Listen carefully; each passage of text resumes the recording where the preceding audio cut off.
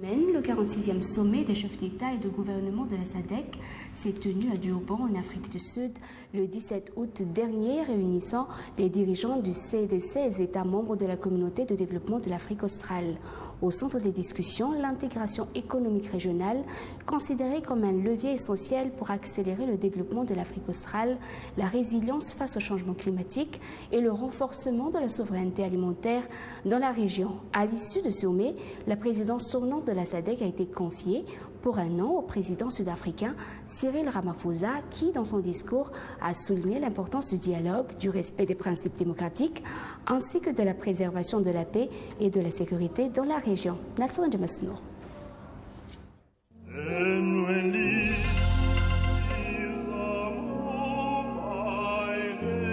Le 46e sommet des chefs d'État et de gouvernement de la SADC a été marqué par une volonté commune de renforcer le poids économique de l'Afrique australe, aussi bien sur le continent qu'à l'international. Les dirigeants des 16 pays membres ont axé leurs échanges sur plusieurs priorités stratégiques, notamment la compétitivité industrielle, la résilience face au changement climatique et l'amélioration des conditions de vie des populations. Afin d'atteindre ces objectifs, 3 défis majeurs ont été identifiés. Le développement des infrastructures, la modernisation du secteur agricole, ainsi que la valorisation des ressources minières et stratégiques, dans le but de stimuler l'industrialisation de la région. Les discussions ont également porté sur la stratégie adoptée pour accélérer le développement économique de l'Afrique australe, avec un accent particulier sur l'harmonisation des visions de développement et des objectifs nationaux des États membres. Le sommet a par ailleurs permis de faire le point sur la mise en œuvre des décisions qui ont été adoptées lors du 45e sommet de la SADC organisé à Antananarivo. La sécurité alimentaire et la gestion des catastrophes naturelles ont figuré parmi les priorités des dirigeants qui ont convenu de renforcer les mécanismes de résilience des populations face aux crises et aux différents chocs.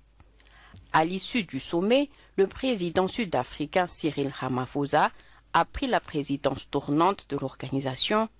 Dans son discours, il a souligné que le développement durable de la région repose avant tout sur la paix et la sécurité, le renforcement des échanges commerciaux, l'industrialisation à travers la transformation locale des produits, ainsi que la création d'emplois pour les jeunes. Les questions sociales et humaines ont également occupé une place importante dans les débats, notamment la souveraineté alimentaire, l'éducation, l'autonomisation de la jeunesse et la santé publique. Le nouveau président de la SADC a enfin appelé l'Organisation mondiale de la santé à suivre de près l'évolution de la situation liée à l'épidémie d'Ebola en République démocratique du Congo. Il a également exhorté les pays membres à promouvoir la démocratie, le dialogue et le règlement pacifique des différends. Et en marge de ce 46e sommet de la SADC à Durban, le président de la refondation de la République de Madagascar s'est entretenu avec son homologue sud-africain.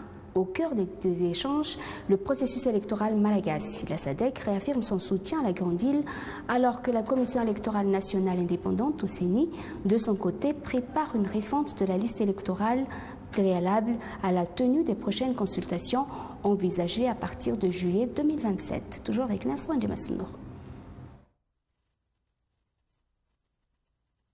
À l'issue de sa participation au sommet de la SADC à Durban, le colonel Michael Randjanirin a souligné le soutien renouvelé de l'organisation régionale à Madagascar.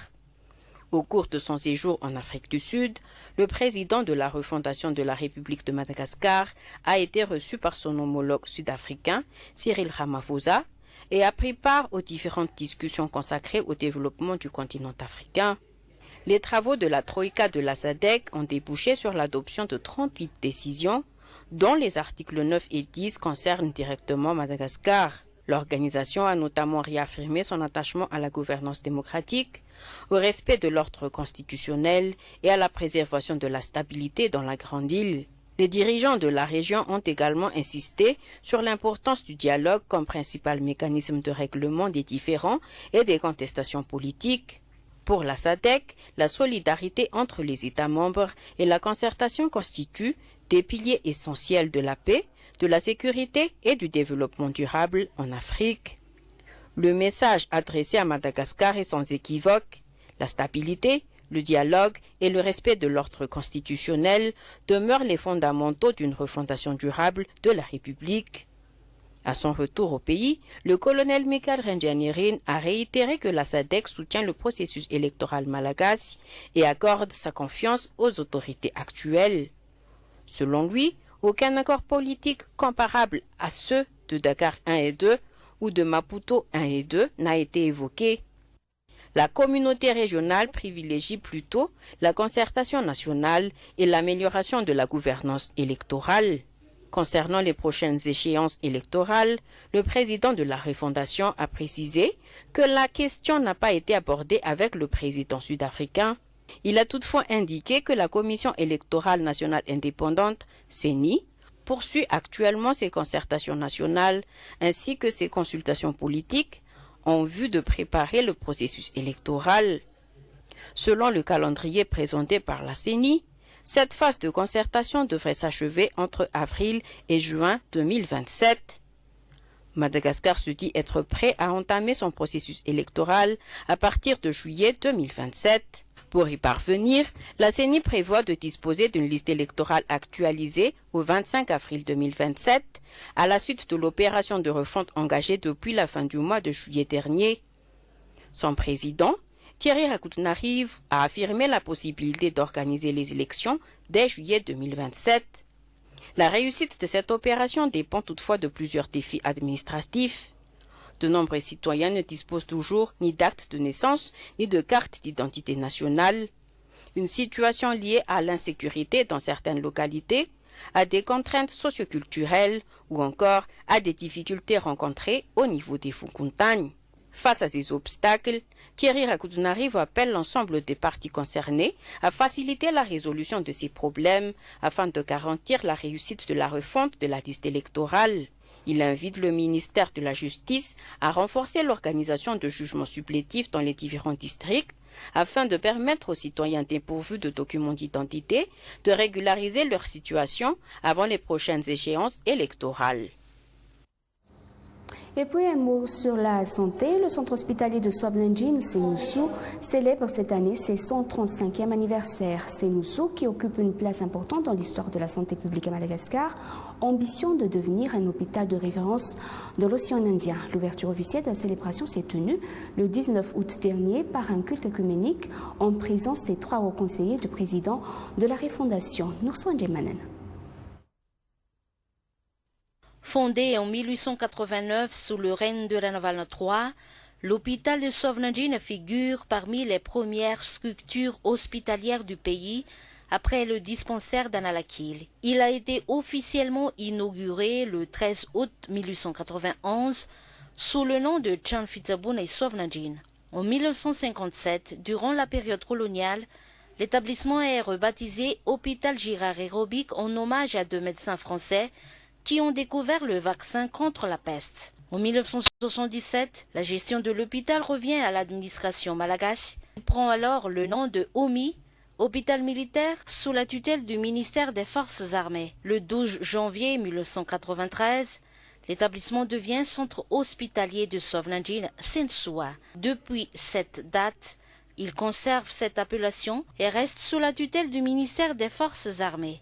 Bien qu'il soit un hôpital militaire, le Sensoua accueille également les patients civils nécessitant des soins. Durant la célébration de ses 135e anniversaire, officiellement ouverte par les 3 hauts conseillers de la refondation, le général Zaftasson Giranulson Marcelin a souligné l'importance historique de l'établissement. Selon lui, le Sensoua constitue un véritable témoin de l'histoire de la santé publique à Madagascar. L'établissement dispose également de plusieurs services spécialisés. Parmi eux, la chirurgie cardiaque occupe une place importante, concerne pour le moment les enfants. La célébration intervient également dans un contexte de modernisation des infrastructures, afin d'améliorer la qualité des soins et les conditions de travail du personnel. L'État malagasy a doté l'hôpital de panneaux solaires ainsi que d'infrastructures destinées à renforcer l'accès à l'eau et à l'électricité. Et dans un tout autre sujet, le président de la Commission des Affaires étrangères à l'Assemblée nationale française, Bruno Fuchs, était en visite à Madagascar en début de semaine. Au terme de ses déplacements, le député français appelle à donner un nouvel élan à la coopération franco-malagasy. Un partenariat qui, selon lui, doit avant tout être plus concret et davantage centré sur les besoins et les attentes de la population malagasy. Les détails. La coopération entre la France et Madagascar doit avant tout servir les intérêts du peuple malagasy. C'est le message porté par Bruno Fuchs, président de la Commission des Affaires étrangères de l'Assemblée nationale française, au terme de sa visite de 3 jours à Madagascar. La France a été là, elle est là et elle sera toujours là aux côtés du peuple malagasy, a-t-il déclaré, réaffirmant la volonté de son pays de continuer à accompagner Madagascar dans son processus de refondation et de développement. Alors que Madagascar affiche sa volonté de diversifier ses partenariats et de s'ouvrir davantage à d'autres pays, le député français estime que cette dynamique ne devrait pas constituer une source de tension dès lors que chacun respecte les règles du jeu. Président, moi je serais malgache, j'ai cherché à diversifier mes partenariats. D'abord parce que c'est toujours bien qu'il y ait de la concurrence, et donc avec la concurrence, vous obtenez de meilleures possibilités, et surtout, c'est ce que je viens de vous dire, vous n'avez personne qui vous permet d'obtenir tous vos besoins, donc vous devez diversifier. Sur le principe, moi j'ai aucun souci, au contraire. Monde de compétition, monde de concurrence, il faut que la France s'habitue à ça, il faut que la France modifie ses comportements, soit plus compétitive, soit plus efficace, soit plus présente. Donc ça incite aussi les Français à bouger et à faire évoluer leurs pratiques anciennes. Là où il y a un problème, certainement, c'est quand vous avez un concurrent qui n'utilise pas les mêmes règles du jeu et qui est là pour dénigrer, pour faire des fausses informations, pour vous mettre en difficulté. Donc là, effectivement, on ne peut pas accepter ce genre de comportement. Je pense que les Malgaches non plus. Durant son séjour, Bruno Fuchs a multiplié les rencontres avec différents acteurs de la société malagasy. Il s'est notamment entretenu avec des représentants de la jeunesse, des ONG, des opérateurs économiques, des entrepreneurs français et malagasy, des hommes et femmes politiques, ainsi que des membres du gouvernement. Il a été également reçu par le président de la refondation, le colonel Michael Randjenirin. En ayant vu le président hier, dans la refondation hier longuement, je trouve qu'il a toujours, depuis le début, cette focalisation sur les réponses qu'il doit apporter au mouvement de départ qui est le mouvement social. Et donc, quand il parle de l'électricité, il parle de l'eau, il parle de la santé. Il parle d'éléments de la vie quotidienne. Voilà. Et moi, il ne me parle pas, contrairement à d'autres visites dans d'autres pays, de partis politiques, d'accords politiques. Alors bien sûr, il y a un dialogue, mais le dialogue, c'est pour faire avancer la refondation. Il ne parle pas de choses politiques ou politiciennes. C'est qu'il est resté sur sa ligne directrice, sur son objectif de départ, qui est de répondre avec des réponses sociales, en tout cas de qualité de vie, au niveau de vie, à un mouvement qui était social. C'est ça, moi, qui m'a le plus impressionné dans son discours, c'est vraiment cette volonté de s'attaquer à ce pourquoi il a été désigné, c'est-à-dire les vraies interpellations des citoyens, et sa relation, elle est vraiment avec les citoyens. Cette visite avait également pour objectif de faire le point sur la coopération bilatérale et sur plusieurs projets financés par la France à Madagascar. Pour le parlementaire français, il était important de constater concrètement l'utilisation des financements mobilisés et d'évaluer leur impact sur la population. En tant que parlementaire, Bruno Fuchs participe en effet aux décisions budgétaires qui déterminent l'affectation des fonds destinés à l'aide et à la coopération internationale. D'où l'importance, selon lui, de vérifier sur le terrain quels projets sont réalisés, quelles actions sont menées et surtout qui en bénéficient. Madagascar renforce sa lutte contre le changement climatique. Face à l'intensification des cyclones, des sécheresses et des inondations, les autorités, les partenaires techniques et les organisations de la société civile se sont réunis à Antananarivo cette semaine dans le cadre du projet Albatros. Objectif, améliorer les politiques d'adaptation climatique et promouvoir des solutions durables pour protéger les populations les plus vulnérables. Les détails dans ce reportage de Nasser Demasnour.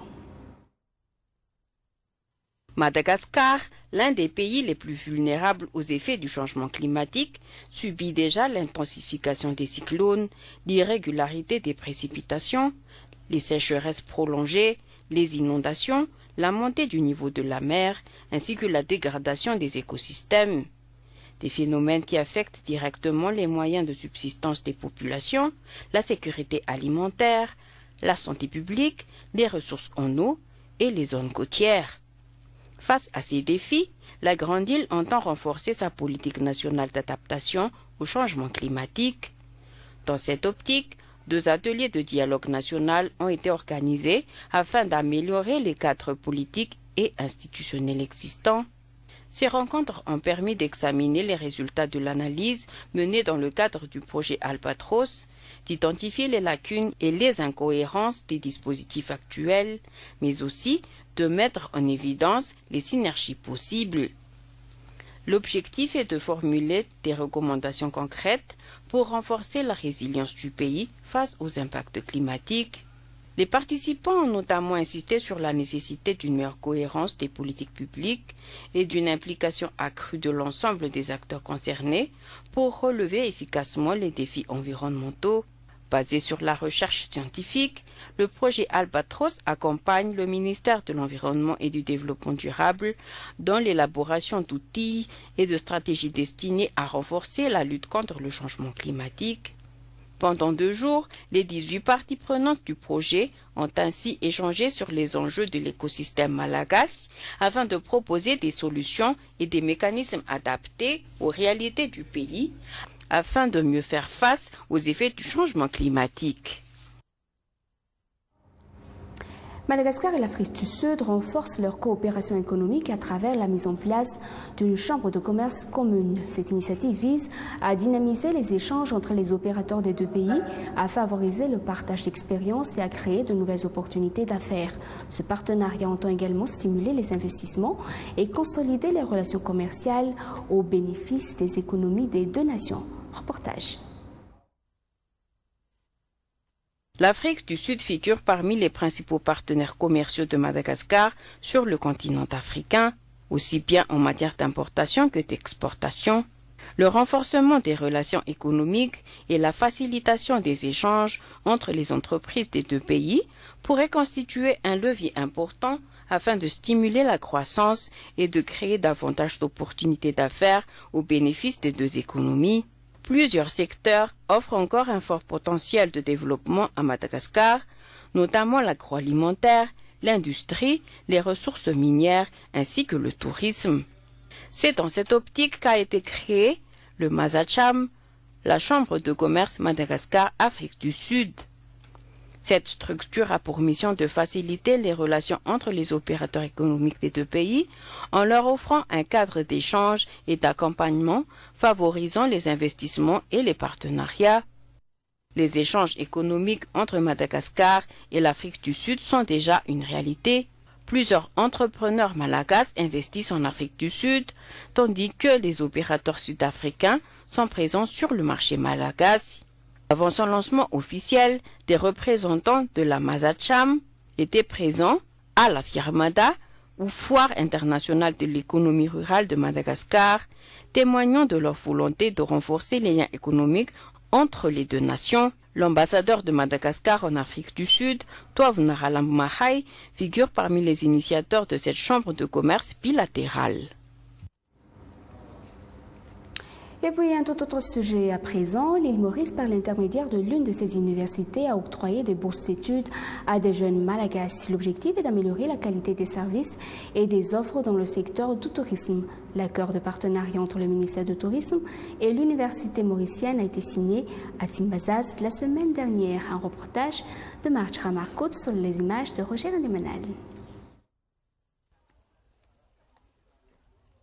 Tous jeunes malagasy seront les premiers à bénéficier de bourses d'études offertes par la Stephen Business High School à l'île Maurice grâce à son partenariat avec le ministère du Tourisme et de l'Artisanat.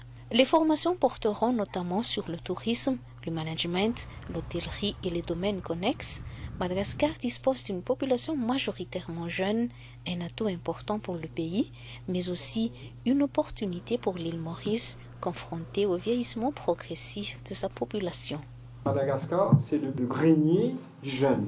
Nous sommes un pays vieillissant, on a très peu de jeunes qu'on a, ils sont trop formés, maintenant ils ne veulent plus travailler à Maurice, ils pas ailleurs. Alors nous disons que voilà, il y a des jeunes ici, c'est le grenier du jeune, et de human resources qu'on a dit, parce que moi-même, je ne sais pas, peut-être qu'il y a certaines journalistes qui sont au courant, l'année dernière, j'avais fait le plus grand job de recrutement. Officiellement, on a emmené environ de 42 hôtels de Beachcomber, tous les gros hôtels sont venus là, on a fait ça à Carleton, c'était un succès. On a déjà notre database, on a pu recruter environ 700 là pour le moment. Là, il y a d'autres hôtels qui vont ouvrir. C'est ça qu'on a déjà fait notre développement au niveau des formations.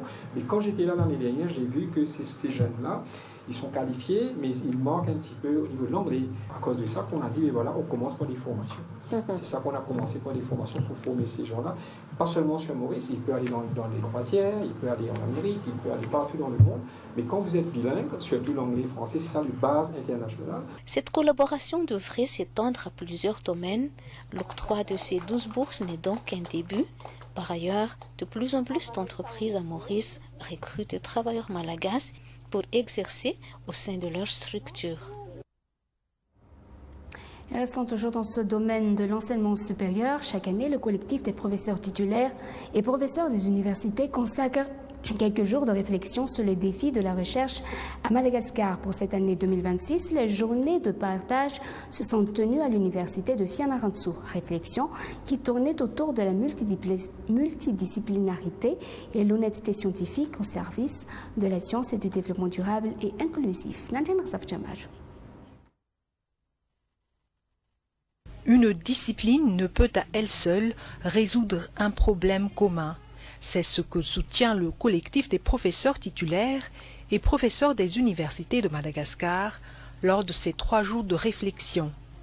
Pour démontrer cela, parmi les conférenciers, le directeur de l'EMIT Fianarantsoa, le professeur As Narakutenrein, a pris un sujet d'actualité, la dégradation des ressources naturelles et comment en lutter.